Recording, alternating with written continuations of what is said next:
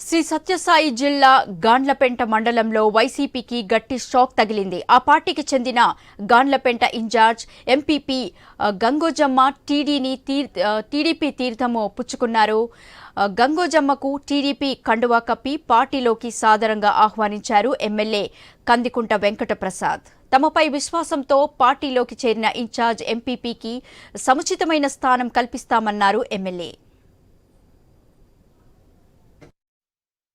9వ తారీఖున ఏదైతే గాండ్లపెంట మండలాధ్యక్షుడి ఎన్నిక కార్యక్రమం ఉంది. అందులో భాగంగా గతంలో కొన్ని కారణాల వలన పోస్ట్పోన్ అయినటువంటి ఎన్నికని 19వ తారీఖు ఎలక్షన్ కమిషన్ నిర్ణయించడం జరిగింది. రోజున ఏదైతే 19వ తారీఖు ఎలక్షన్ ఉందో ఇది కేవలం నామమాత్రం అని చెప్పేసి మేము భావిస్తాము. ఎందుకంటే ఈ రోజున అక్క గంగోజీబాయి గారు వైసీపీ పార్టీని వీడి తెలుగుదేశం పార్టీలో చేరినారు. తెలుగుదేశం పార్టీ మండలాధ్యక్ష పదవికి అభ్యర్థి అయినటువంటి సోమశేఖర్ రెడ్డి గారి అభ్యర్థిత్వాన్ని బలపరచాలని నిర్ణయంతో ముందుకు వచ్చినారు. దాన్ని అభినందిస్తూ ఉన్నాం. కాబట్టి 19వ తారీఖు ఎన్నిక అనేది కేవలం నామమాత్రమే ఉంటుందని చెప్పేసి కూడా తెలియజేస్తున్నాం. తెలుగుదేశం పార్టీ ఖచ్చితంగా మండలాధ్యక్ష పదవి నిలబెట్టుకుంటామని చెప్పేసి కూడా తెలియజేస్తాం. ఈ నెల